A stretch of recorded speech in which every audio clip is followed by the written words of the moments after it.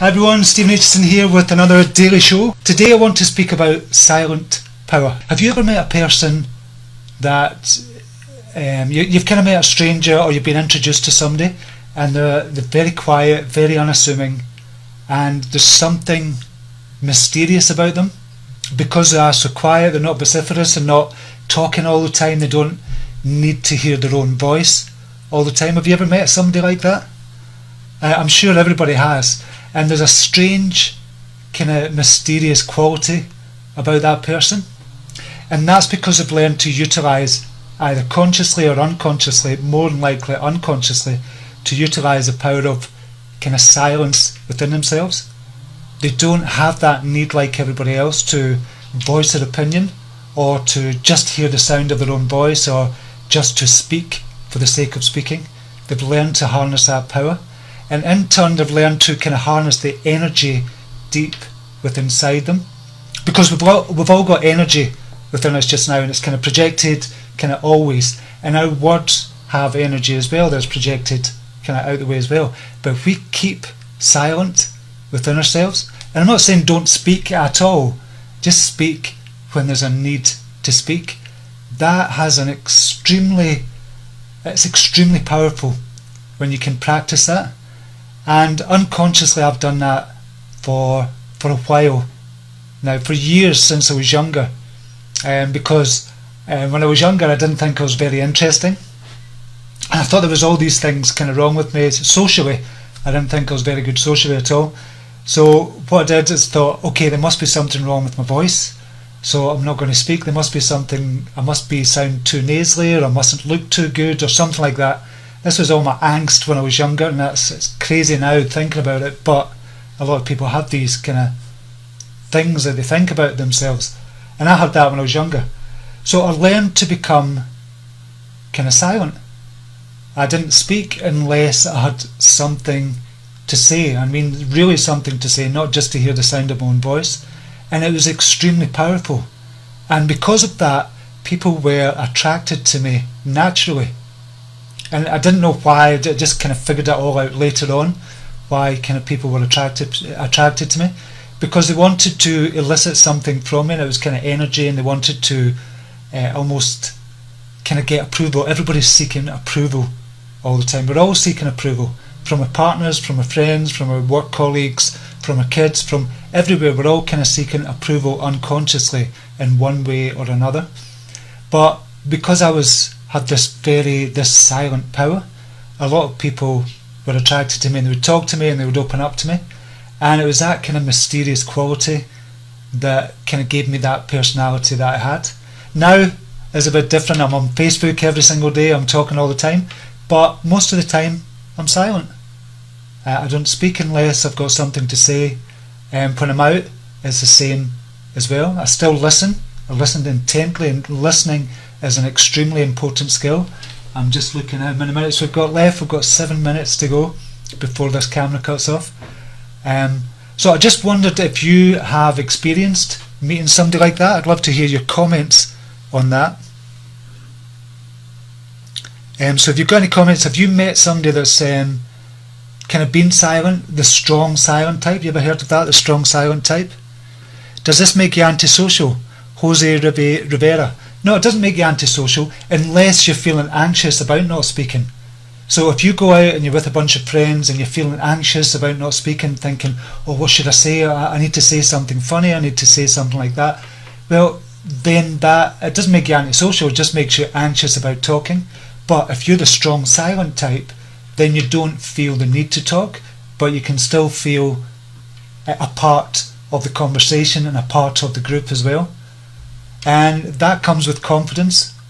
So once you gain real confidence, you can stay silent maybe for a whole night, and people don't really notice, because you're laughing at their jokes, you're listening to them, you say a word or two, and they think you've kind of joined in the whole night, and you've been really great company.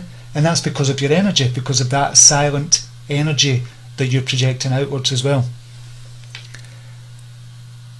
I don't speak much after 3 Valium. Jane Thomas. I wouldn't imagine you would, Jane. I don't think anybody would speak much after 3 Valium. Silence is golden, says Debbie Ann Gonzalez. Marlene Fredrickson says you could be talking about me. A lot of people are like that, to be honest.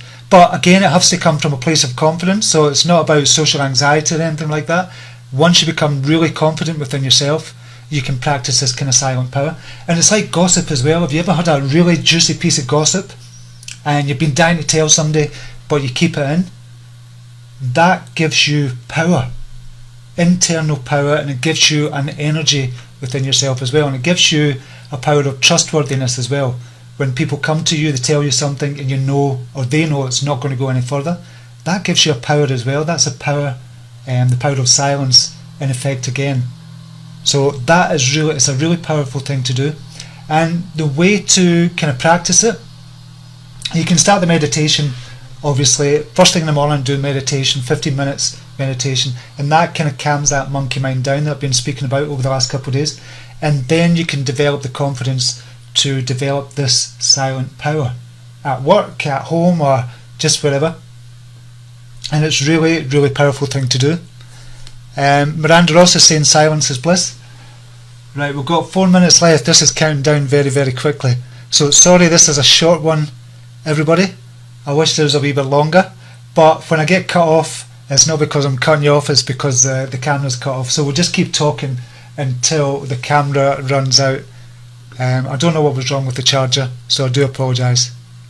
Good listener is better than a speaker. I think so. Monica Singh said that. Being a good listener is better than being a speaker. It's an extremely important skill to be able to listen, and a lot of people haven't mastered the skill of listening. And I mean truly listening. I don't mean just listening and then you're thinking of what to say next. I mean truly listening to the other person that's actually talking with you and hearing what they're saying and kind of interjecting with kind of key phrases at key points as well to show that you're listening. So being a good listener is an extremely important skill, and it's hard to master as well for a lot of people. Kathleen Tinley said, I used to be a very quiet girl when I was very young, but due to the fact that I'm a shy person, that's gone away. Sorry about that. Silence is great, thank you. And this is exciting and relaxing at the same time. I could imagine with the Valium, Jane, yeah. Thank you, Sir Stephen, learning a lot. That's Mel. Okay, we're just going to talk, and I'm talking about silent power, and I'm just saying we're going to talk. You will be silent in a few minutes. I will be, Mary Ann Stewart says. Mindfulness is a key to listening. Michelle Arias. I think so. Mindfulness is really good. Mindfulness meditation is a really good thing to practice as well. If you've not practiced anything, probably mindfulness meditation is probably the easiest thing. Well, not the easiest thing to practice, but is probably the one of the less disciplined ones to practice, and it's very kind of easy to get into but hard to kind of master at the same time as well. If you forget what you're going to say while listening, you're a good listener. Marcine Dillon says that. A good one, Marcine. So has anybody got any questions before I go? We've got 2 minutes left before it all goes silent. How long have we been on? I don't know. It doesn't matter. So I do apologise for this again. I don't know. I don't know what's happened to the charger, but I'll get it fixed for tomorrow. I was having trouble even connecting with you today, so I do apologise. I'm not good at meditation. My brain is too active, Miranda Ross says. Miranda, you can change that altogether, and it's just a matter of sitting down and letting this kind of monkey mind just kind of keep on going for a couple of weeks, and soon you'll develop that kind of silence within you, that meditative technique. And everybody can do it, and it's so many health benefits on your brain, your body, your mind, your spirit, just everything. If everybody practiced it, the world would be a much better place. Right, on that note, I'm going to go just now before I get cut off, because it's got 1 minute left before I get cut off. So I'm going to say sayonara just now, and I'll speak to you tomorrow. Thank you again. Share this video if you can, and like it, and tell me where you're from, and I'll speak to you tomorrow. Take care. Bye now.